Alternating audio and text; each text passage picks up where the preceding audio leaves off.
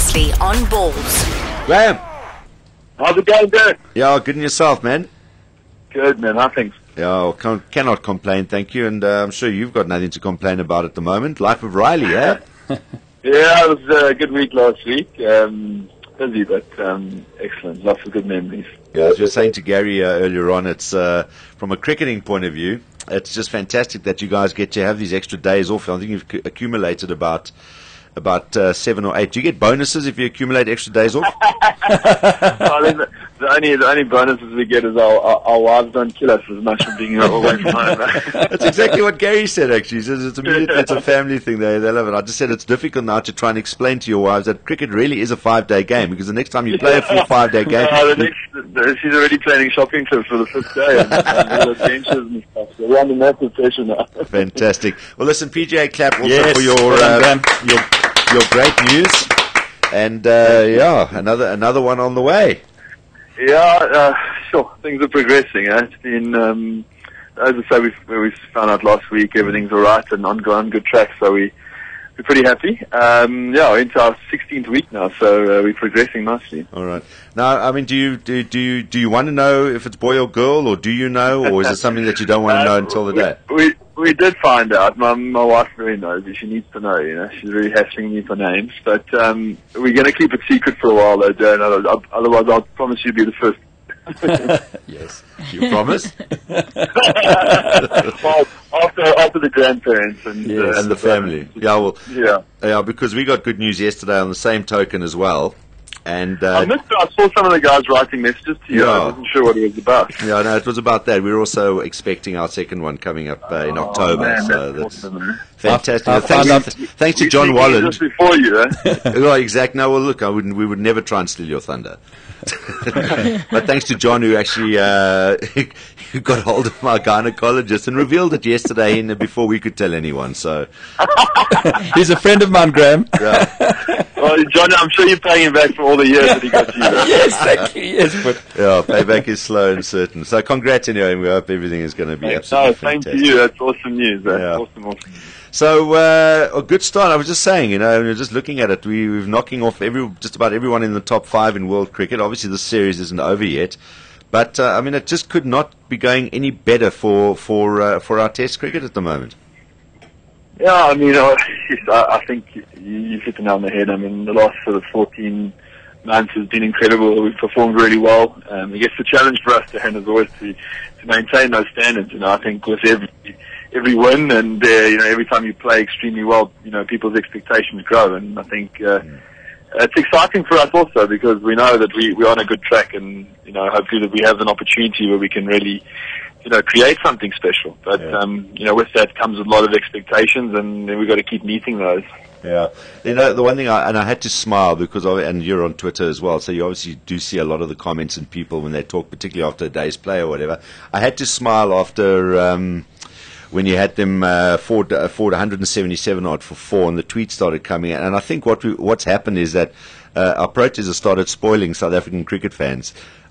Knocking teams over for under 50 and beating them in 3 and 4 days, because suddenly there was this like a little element, not a big one, a little element of panic starting to creep in when they were 177 for 4, saying, did Graeme make the right decision by not sending them in and following on again? But, as we were saying, rather, and you can clarify your thinking, rather actually need them still to make 300 and knock over the last 6, which I had no doubt we were going to do, then maybe they sneak 150, 170 ahead and have to face Ajmal and the likes of them on day 4 and 5.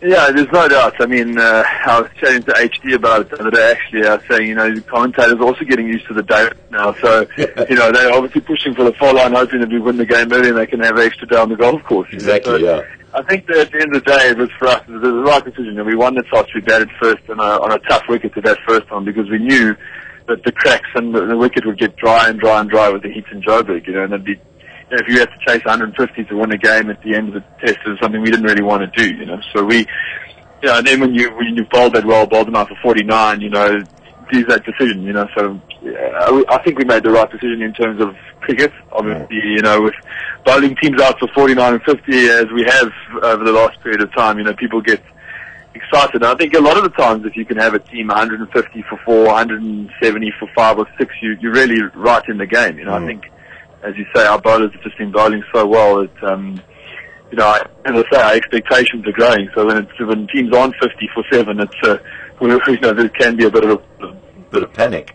Yeah, I mean, any test scenario, any team 177 for 4, you say they're under a lot of pressure, and that the other team's been winning the session. So, and you know, I think as perspective, I think you know, that afternoon I thought we bowled really well. Actually, you know, there wasn't a lot of swing on offer for us, but you know, I think Pakistan scored at 2.2 runs and over.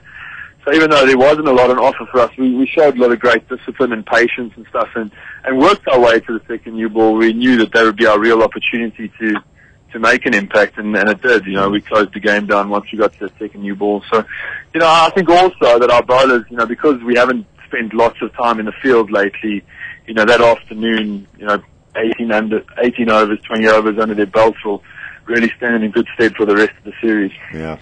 Just one final one from me. I just want to know what your 100th Test as Skipper week was like, because I was also just on social media and all over the place. It just seemed like there was this overwhelming pride from South Africans. I mean, you were doing appearances and had big flags, and everyone was going up and signing them, and I don't even know if that was planned. And then, you know, standing there in the bull ring, which is obviously where it started for you, and then seeing it almost looked like one of the stands was actually named after you, with those big banners hanging there with Graeme Smith and his 100. Yeah, yeah, I think overwhelming is definitely the word to use. I mean, it's something that I certainly am still trying to come to terms with. Obviously, the week was really busy and emotional, you know, with everything that was going on. There were so many tributes and so many nice things that people were doing and saying, and I received many, many nice birthday cakes, which I snuck a few pieces of. I haven't told the trainer yet.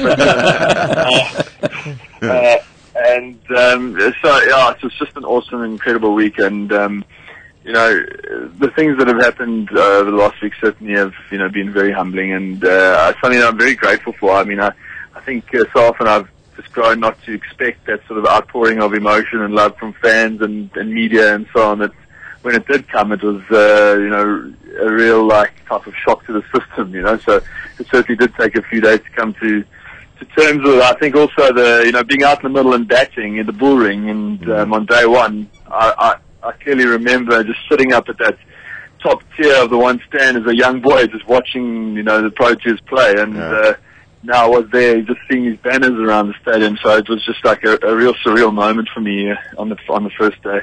And did you obviously spotted the Caps boys there? That must have been a little lump in the throat as well, eh? No, they've been also. I mean, obviously the school has been terrific, you know. You know, the support obviously from them, but it's also, I mean, obviously you have an allegiance to the school, so they, you know, you have the connection. So the other kids from other schools, and just the people in general, you know, just wherever I've gone, it's just been such an outpouring of sort of love. Yeah. So, you called the boys into the shed just after AB made his 100. Amla Hashim was quite close though. Did you cop a dirty look when you got back to the hut? Not at all. No, I thought we made that decision before play that we wanted around 450, 80. So both guys knew the score. Obviously, if Ash was on 85 and above, it's a little bit tougher. Then, you know, you give him the opportunity of being at 70. It's still probably another hole up of batting, and we really wanted to make use of that morning session. And I think they batted extremely well. Yeah, they did. And obviously, AB scored at a hell of a rate that morning that got him to that 100. No, I think you know, that's the hallmark of the team at the moment. You know, that those sort of things come second. You know, the boys are seeing the sort of the results and the amount of effort we're putting into that. So, you know, Ash has been a big part of that over the last year and a half. I think it would actually be a good test if anything. I mean, the question, can anything ruffle Ash at all? Is when he gets to 98 and then declare, and see if even that phases him. I don't think it would. No, I wouldn't. I couldn't take that on. I might have a few people taking me down in the street. Graeme, also having your parents there, very, very special. I know that they've also followed you around at numerous test matches. Yeah, I mean, I was fortunate that CSA and SAB really made an effort. They got me a box for my family and friends. A few friends from Cape Town flew up, and some school friends from Joburg came in. So it was really, I think they really got a chance to celebrate it. The SAB product in the box. You know, they were there to enjoy the cricket and the emotion. I think a couple of beers certainly, you know, helped with that over the few days. Yeah, awesome stuff. Well, it's so well deserved, Graeme. Yes. Everything that's coming your way at the moment, and we just wish it continues long into the future. Thanks for your time, as always, this afternoon, and enjoy your bit of a break, and good luck for the next one. No, and thanks for all your support. It's much appreciated. Hopefully we can keep churning out some good results and positive things for South African cricket. Awesome stuff. Thanks, Graeme. Take it easy, boss. Thanks. Cheers, Graeme. Cheers, Bye-bye. mate. Bye-bye. Here we go. Graeme Smith joining us on Balls Radio this afternoon. Nice chat. Recently pregnant. Had his birthday. Got a 50 at his 100th test. Got all the banners and all the support. I mean, if you talk about maybe a lot of perceptions changing about a person, I think here's one example of a guy who's certainly turning perception, or has turned perceptions around in this country. This is Balls Visual Radio. Darren, Simon, Kate and John. Weekdays from 3 p.m. to 6 p.m. Central African Time. Balls.co.za